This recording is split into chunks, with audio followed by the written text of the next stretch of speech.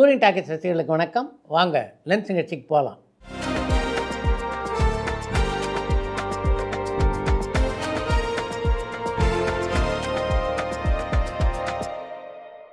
என்னம்மா முதல் கேள்வி?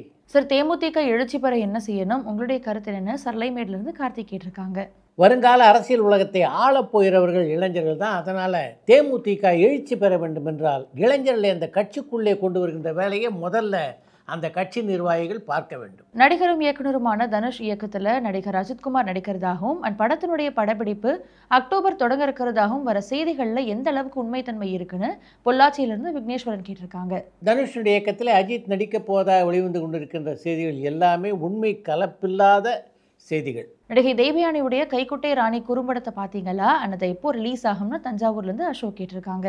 கைக்குட்டை ராணி படத்தை இயக்கி இருக்கின்ற ராணியான தேவயானி அந்த படத்தை காட்டினாதானே நம்மளால் பார்க்க முடியும். அந்த படத்தை பொறுத்த வரைக்கும் யூடியூப் தளத்திலோ ஓடிடி தளத்திலோ அந்த படம் இன்னும் வெளியானதாக தெரியல. விடாமுயற்சி திரைப்படம் மிகப்பெரிய நஷ்டத்தை லைக்கா நிறுவனத்திற்கு தந்ததாகவும் அந்த திரைப்படம் மிகப்பெரிய ஃப்ளாப்னு வலைபேச்சு பாக்ஸ் ஆஃபீஸில் சொல்லியிருக்காங்க.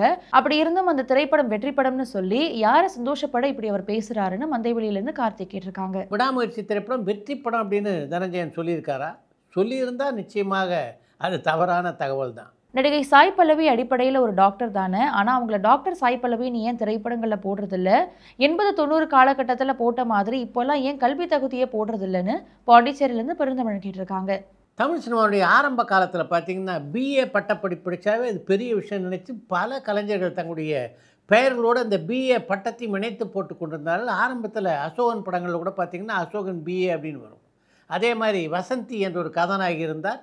அவருடைய பட டைட்டில்லையும் பார்த்தீங்கன்னா வசந்தி பிஏ என்று இடம்பெறும். இப்போதெல்லாம் பெரும்பாலான நடிகர்கள் இது போன்ற பட்டங்களை எல்லாம் போட்டுக்கொள்வதை விரும்புவதில்லை.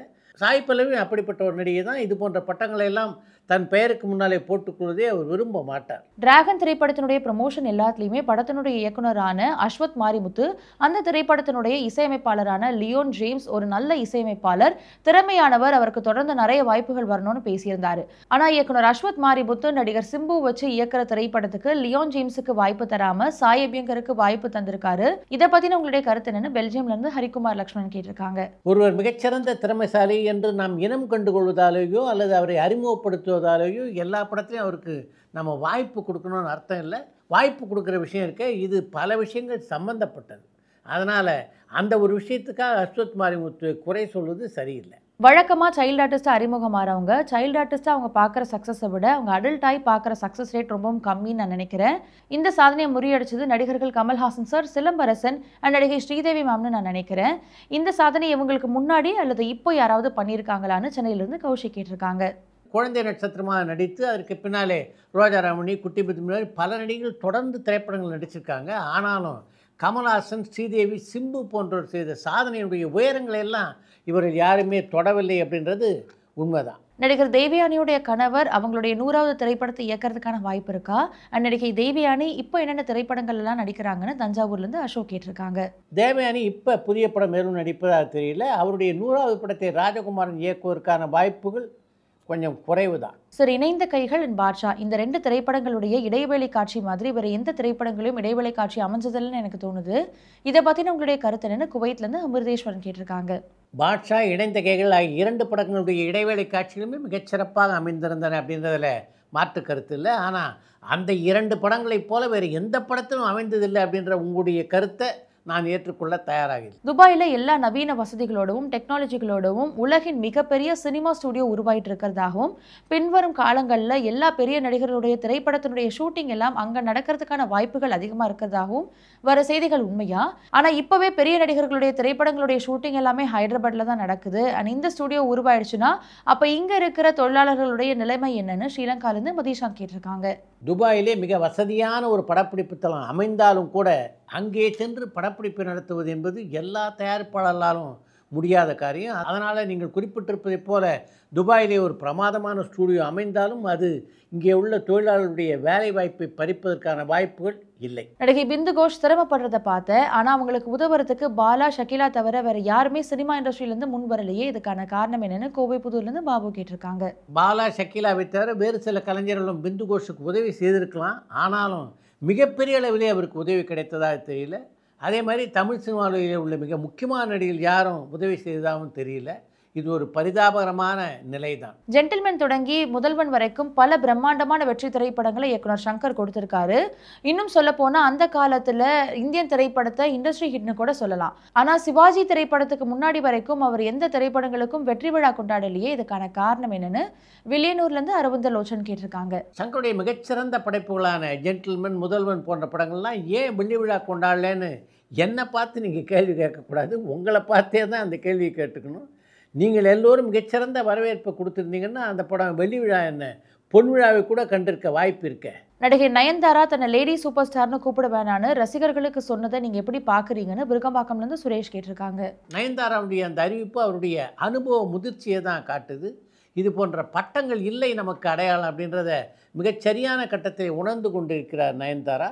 அதுக்காக அவருக்கு தனிப்பட்ட முறையிலே என்னுடைய பாராட்டுகளை தெரிவித்துக் கொள்கிறேன். சிவாஜி புரொடக்ஷன்ஸ் தயாரித்து உலகநாயகன் கமல்ஹாசன் சார் நடித்த கலைஞன் திரைப்படம் வெற்றி படமாக அமைஞ்சதான்னு குவைட்லேருந்து அமிர்தேஸ்வரன் கேட்டிருக்காங்க. ஜிபி விஜய் இயக்கத்திலே கமல்ஹாசன் நடிக்க சிவாஜி புரொடக்ஷன் தயாரித்த கலைஞன் திரைப்படம் மிகப்பெரிய வெற்றி படமாக அமையவில்லை. நடிகர் விஜய் இனிமே நடிக்கலன்னு அறிவிச்சிட்டாரு. அப்படி இருந்தும் கோட்டு லியோன்னு 2ஆம் பாகத்துக்கு லீடு கொடுக்குற திரைப்படங்கள் அவர் தொடர்ந்து ஏன் நடிக்கிறாரு? ஒருவேளை மீண்டும் நடிக்கணுன்ற எண்ணம் அவருடைய மனசுல 10% இருக்குன்னு அதை எடுத்துக்கலாமான்னு கோயம்புத்தூர்லேருந்து கேசவன் கேட்டிருக்காங்க. நீங்கள் குறிப்பிட்டிருக்கின்ற அந்த 10% இருக்கும்னு தான் நானும் நினைக்கிறேன். நடிகை மகாநதி சோபனா பற்றி சொல்லுங்க. அவங்க அந்த திரைப்படத்துக்கு அப்புறமா ஏன் தொடர்ந்து திரைப்படங்களை நடிக்கல? அண்ட் இப்போ பின்னணி குரல் கொடுக்கறதும் பாடுறதுமாவும் இருக்காங்களே, அவங்கள சாய்வு சித்ரா நிகழ்ச்சியில் எதிர்பார்க்கலாமான்னு தென்காசியிலேருந்து பாலாஜி கேட்டிருக்காங்க.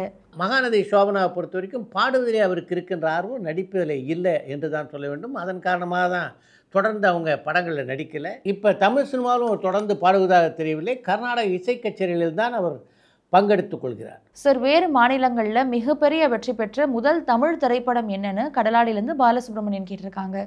வேறு மாநிலங்களிலே வெற்றி பெற்ற முதல் தமிழ் திரைப்படம்னா அது எஸ்.எஸ். வாசனுடைய தயாரிப்பிலே உருவான ஜெமினியின் சந்திரலேகா திரைப்படம் தான்.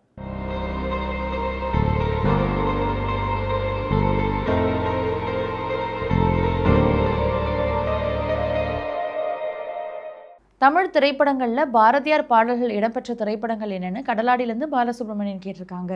தமிழ் சினிமா உலகிலே பாரதியாருடைய பாடல்களை முதலாக பயன்படுத்தியதுன்னா அது ஏவி மெய்யப்ப செட்டியார் தான்.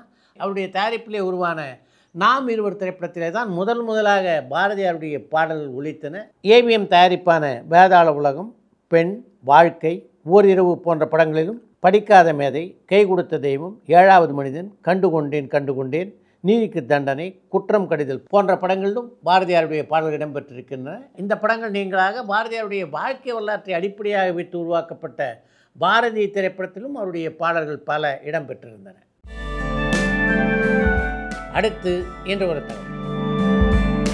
தமிழ் சினிமாவிலே பல முக்கியமான கதாபாத்திரங்களை ஏற்று நடித்த பாலாசிங் இன்று நம்மிடையே இல்லை. 2019ஆம் ஆண்டிலேயே நம்மை விட்டு மறைந்த ஒரு சிறந்த கலைஞர் தான் பாலாசிங். பிரியன் மேனன் இயக்கிய மலை முகலிலே தெய்வம் என்ற மலையாள படத்திலே தான் முதலாக கதாநாயகனாக அறிமுகமானார் பாலாசிங். அதற்கு பின்னாலே யூகி சேதுனுடைய இயக்கத்திலே உருவான கவிதை பாட நேரமில்லை படத்திலே தயாரிப்பு நிர்வாகியாக அவர் பணிபுரிந்தார். இந்த 2 அனுபவங்களுமே அவருக்கு மிகப்பெரிய திருப்தியை தரவில்லை என்று தான் சொல்ல வேண்டும். அதன் காரணமாக சினிமாவே வேண்டாம் என்று தன்னுடைய சொந்த ஊரான நாகர்கோயிலுக்கு புறப்பட்டவர் தான் அவர். தன்னுடைய உறவுக்கார பெண்ணை மணந்து கொண்டு அங்கேயே இருந்த பாலாசிங்கை மீண்டும் சினிமாவுக்கு அழைத்து கொண்டு வந்ததுன்னா அது அவருடைய நண்பரான நாசர் தான்.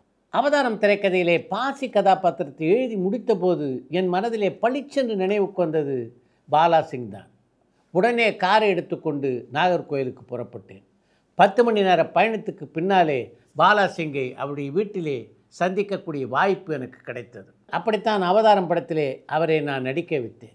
அதற்கு பின்னால் பல படங்கள் நடிக்கக்கூடிய வாய்ப்பு பாலாசிங்குக்கு அமைந்தது என்றாலும் பொருளாதார ரீதியாக அவருடைய வாழ்க்கை நிலை உயரவில்லை என்று தான் சொல்ல வேண்டும். இறப்பதற்கு 3 வாரங்களுக்கு முன்னால் தன்னுடைய மகளின் திருமணத்தை நாகர்கோயிலில் மிகச்சிறப்பாக நடத்தினார் பாலாசிங். அந்த திருமணத்திலே நான் கலந்து கொண்டதில் அவருக்கு மிகப்பெரிய மகிழ்ச்சி. அவர் நடித்த கடைசி திரைப்படம்னா அது நீர்த்திரை என்ற திரைப்படம் தான் என்று ஒரு பத்திரிகை குறிப்பிலே பதிவு செய்திருக்கிறார் நாசர். பட தயாரிப்பு அனுபவம் நல்லா இருந்தது. ஆக்சுவலாக நாங்கள் விஷால் கிட்ட போய் நாங்கள் டேட்டே கேட்கல. விஷால் சொன்ன வச்சு எனக்கு ஒரு கதை கேட்டேன், நல்லா இருக்குது கமர்ஷியல் லைனு, நீங்கள் 2 பேர் பண்ணுங்க அப்படின்னு. அப்படி அந்த படத்தை நீங்கள் தயாரித்தது விஷாலுக்கும் உங்களுக்குமான நட்பில் ஒரு சின்ன கீரலை உண்டு பண்ணிச்சுன்னு வெளியில் இருக்க செய்தி உண்மையா? உண்மைதான். அது வந்து மறக்க முடியாத ஒரு உண்மை. கிட்டத்தட்ட லத்தி முடிஞ்சதுக்கப்புறம் கிட்டத்தட்ட 2 வருஷம் 2.5 வருஷம் we are not on talking terms. To be very frank, கணக்கு வந்து சரியாக கொடுக்கல, ஏமாற்றிட்டோம். சர்வைவர் ஷோவில் கலந்துக்கிட்ட அனுபவம் எப்படி இருந்தது? அது நிறைய வாழ்க்கை பாடங்கள் சார் அதில். அப்படியா? ஆமாம், நிறைய ரிவைன் பண்ணேன் என் லைஃப்பை. நம்ம இந்த இடத்துல அவங்கள ஹர்ட் பண்ணியிருக்குமா, நம்ம ஏன் சாரி கேட்கல. அர்ஜுன் சார் வந்து அவ்வளோ ஒரு பில்லர் ஆஃப் ஸ்ட்ரென்த் எங்களுக்கெல்லாம். அவர் ஒருத்தர் தான் வந்து எங்கிட்ட பேசுவார். ஏன்னா எக்ஸிக்யூட் பண்ணது எல்லாமே வந்து அந்த ரஷ்யன் டீம். நோவே.